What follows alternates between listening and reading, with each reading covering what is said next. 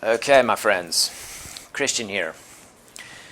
I want to talk about and introduce a key concept. This is probably the most advanced concept that I'm introducing in the Pivot Protocol material, but it's really central to understanding how you can heal your organs. So I want to present this in. I kind of have to teach it in a circular way here, but the concept I'm talking about is how to know, first of all, the exterior of the body. Now, the exterior is not what it sounds like. I don't mean something outside my body. The exterior of the body, technically, in this medical system that I'm teaching you, is inside your body. And I'm going to tell you what it is in just a second. In other words, the exterior is different than the interior. The interior is your organs. That's the interior. You have a layer in your body here, or say several layers, and we need to understand these different layers, because at the organ level we're gonna do certain things based on your symptoms to deal with your imbalance. So like if you're in the Pivot Protocol and you've been through any of the material, you know that certain symptoms pertain to certain organs. So for example, we know if you have difficulty swallowing and you get easily upset and maybe you're hot a lot or you don't sleep well, that's heat. If you have a huge appetite all the time, like every hour, right? You overeat, you eat too fast, you eat too much, you eat too often. That's heat from your liver causing that. So that's a telltale sign. You get red eyes easily, you get angry easily, you get very emotional very quickly, right? You have a short fuse. That's a lot of people, even though most people don't admit it. Okay, but those are all symptoms that your liver is overheating, okay, and others, okay? Rapid hungering, right, pertains to the stomach. If you're fatigued all the time, like crushing fatigue, that's always pertains to the spleen. If you stand up and you get dizzy and lightheaded, that always pertains to the spleen, okay? If you have certain, issues with elimination, dry stools, loose stools, whatever, that always pertains to your intestines. Okay. Now, the organs and those symptoms are connected, but we can localize a certain symptom within an organ. Okay. Your organs are your interior. So at the level of the interior, we want to eat according to our pattern of reflux. Okay. If you have certain symptoms indicating this organ, what do we do to bring that organ back into balance, right? And that's what you're learning. But this concept of layers of the body is very important, because anything that happens in the interior, in your organs, has to go to the exterior of the body. So, if you develop certain symptoms in the exterior, and the exterior is this, okay, just like the interior is your organs, your liver, your spleen, your stomach, your intestines, that's what we care about most in this program, and your other organs, although we're not concerned with those here. What you get is, in the exterior is, it's not external to your body. The exterior is your muscles, your flesh, your bones, your skin, and your body hair, basically, right? Your muscles and your tendons, especially. If you get joint problems, right, that's the same as saying your muscles and tendons, your bones, your skin, and your body hair, okay? Your flesh, okay? Anything that's not the organs is the exterior, basically. So the reason this matters is because what I'm describing to you is a process. Now, just a quick word about, I'm describing to you a different model of medicine. And if you get your head around it, if you break through and you just get a couple light bulbs to turn on, like, he's talking about my situation here. And then the theory kind of gels and you kind of like, boom, there it is. I understand exactly what's going on. It's not really far-fetched to say that you can heal yourself with a new idea. And I'm not talking about positive thinking here. I'm talking about if you have a different concept of what's actually happening to you, you can heal your condition because you understand it clearly and you know exactly what to do to fix it. Does that make sense? So when I'm talking about this process of something coming from the interior up to the exterior, the reason we care about this, the reason this matters, is because this process is described really well in this medical model. Human beings create models of the world, And like say you're a child and your model is very unsophisticated, and so you bump your head and scrape your knee and you fall down and you cry and you run home to your mother and she makes you feel better, and then you learn something and you get yourself together and you go out and learn some more and you put yourself in form, right? You inform yourself and you start to build up your life because you can operate in the world. That's what we're doing here. And I'm teaching you a medical model that is vastly different from the biomedical model in some really, really key important ways. So this thing about the exterior matters not because this model is true and this one is a lie, or because this one's the only way that you can see it, or this one. We're looking for the model that's going to give us the best understanding of what's happening. And what the modern medical model does so well is keep you alive in trauma. So whether it's, coronavirus and you're down with a serious infectious illness, they can keep you alive. You do this by treating the body like a machine. In chronic conditions, we need something more. You can't just treat the body like a machine. You can to a point, because it works, but you also have to take other things into account, like emotions, right? Like your thought patterns, like the kinds of things that are involved in chronic conditions. Chronic conditions are chronic because your body can't heal yourself. It can't heal on its own. So there's something that's perpetually out of balance. And of course, the other good news is all of this gets worse as we age. Okay, this is just part and parcel of the whole situation. So what am I telling you here? Okay, about this model. So whatever's happening in your interior, in your organs, your pivot organs, is going to affect the exterior. Now, symptoms in the exterior of the body, the muscles and flesh, the skin and hair, body hair, and your bones, anything in your skeletal structure, musculoskeletal structure, anything that's affecting that exterior part of the body, so-called, is going to manifest as usually as pain and or some kind of physical ailment, some physical dysfunction, but it will be chronic in nature. So, for example, your organs, we know from the pivot protocol, right? Dampness is produced in the spleen. Now, I won't go into here like why dampness is caused and the role that the liver and the stomach play. All of that's in your program. I'm not trying to rehash everything that I've told you elsewhere. I'm making a specific point here. The most common thing that gets lodged in the exterior, what congests your exterior most commonly, is dampness. But dampness isn't usually by itself. Dampness creates two other key things that we have to know how to look out for. But dampness is produced in your organs, specifically in your spleen and your intestines, and it gets stuck, stored, lodged in your muscles and flesh, bones, meaning your joints, right, and your sinews and your body hair and all the rest. Okay, so what does this look like? It gets stuck in your muscles, you end up with fibromyalgia, or just fibromyalgia is whole body dampness. It's whole body pain.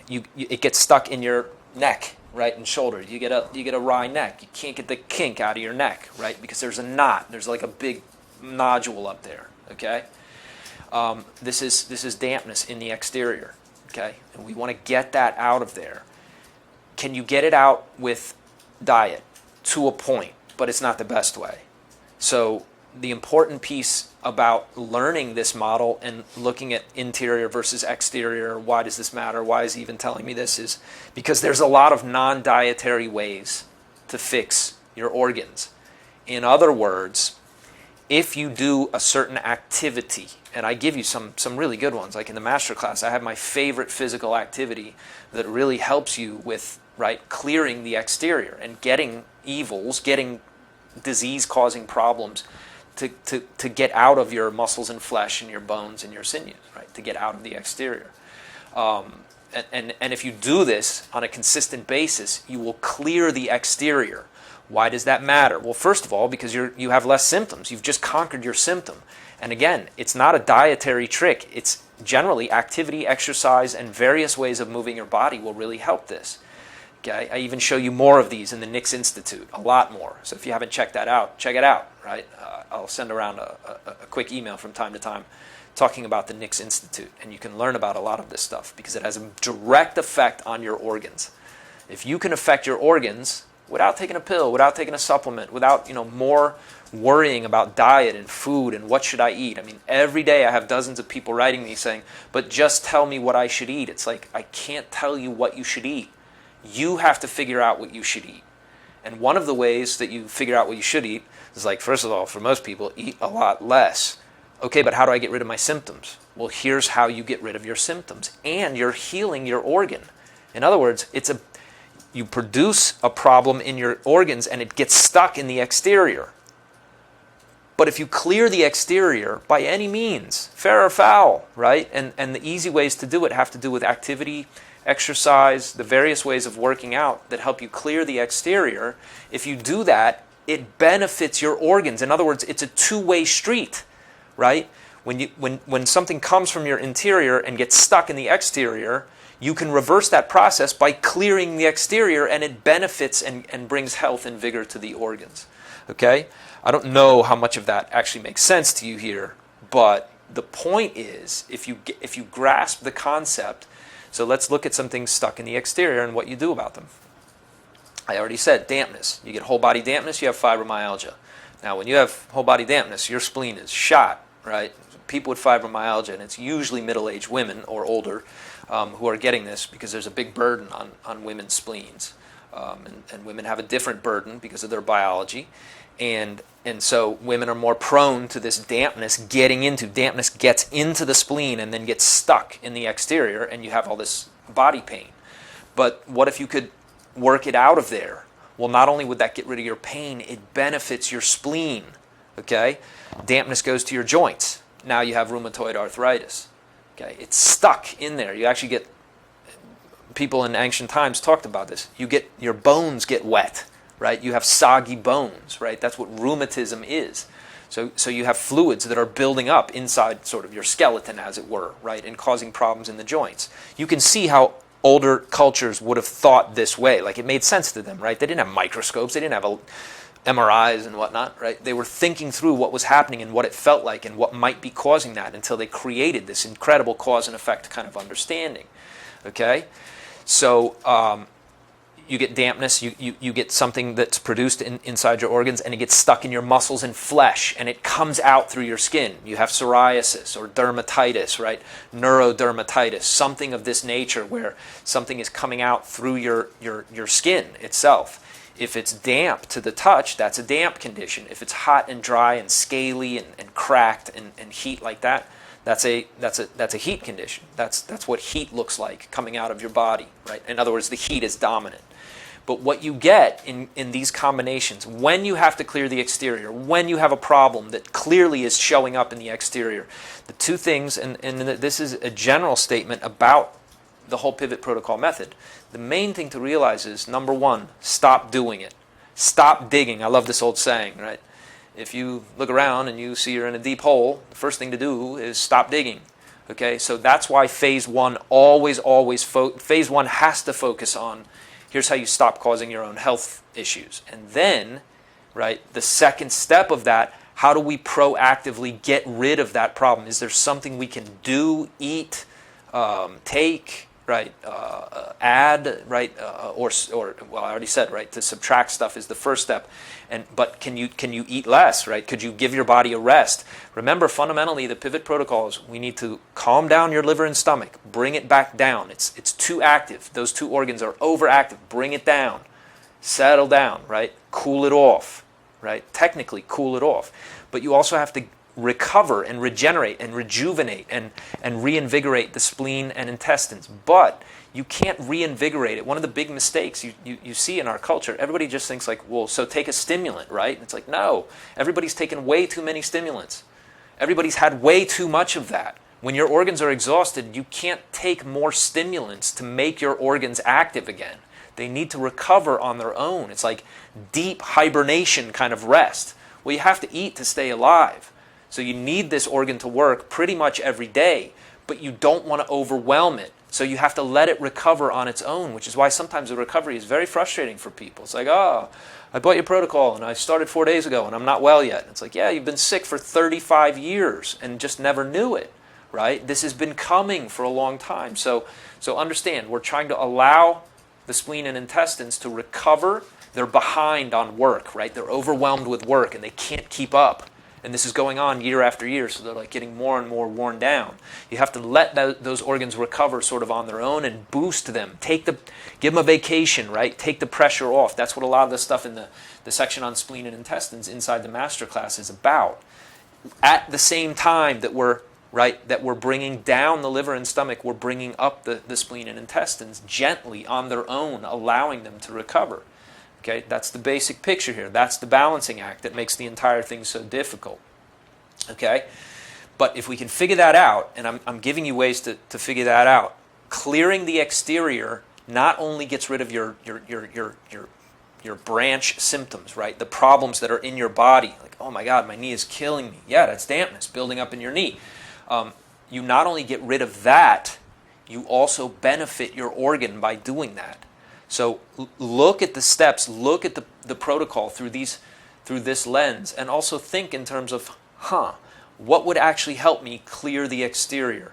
Well, I said there's 2 steps to all of this. Number 1, stop creating the problem. If you can identify what it is, and you know even one way, like, oh, probably this thing that I love to tell you in this protocol.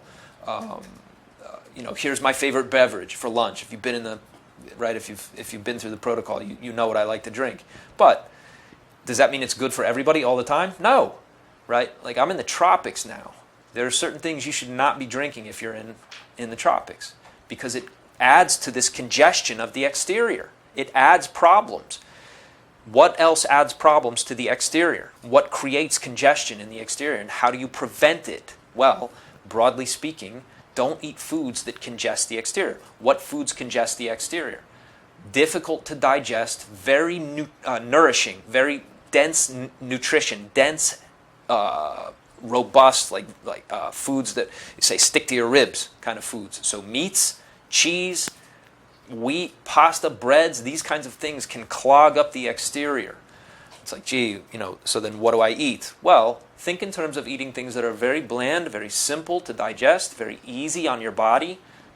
The examples that I give inside the protocol, all of those should make sense to you. What we're trying to do is take the burden off of your organs so that you're not congesting the exterior. All congestion of the exterior, pretty much. I mean, in a textbook you could argue that probably maybe there's some exceptions to this, but in real life patients, it's always this way. Dampness plus a lot of heat. So you have dampness plus heat. That's a hot, damp condition, a damp heat condition. It's dampness and heat combining. Dampness from the spleen, heat from the liver, boom. That's a real problem.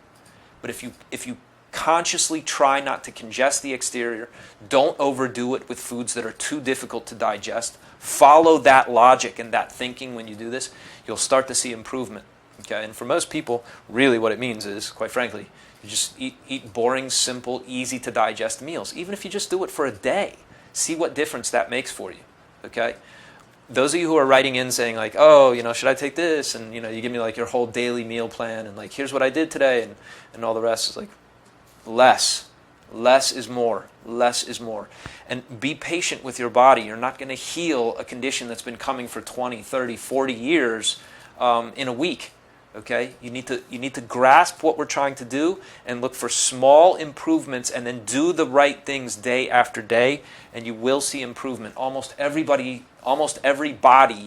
has the ability to regain some health. I've seen this work for people in their 70s, even in their 80s. I had a woman write to me, she was 91, talking about, wow, my reflux is gone, my digestion healed itself. She's 91. Like, if she can do it, obviously most of you still have some healing ability left. Okay? That's what I want to share with you.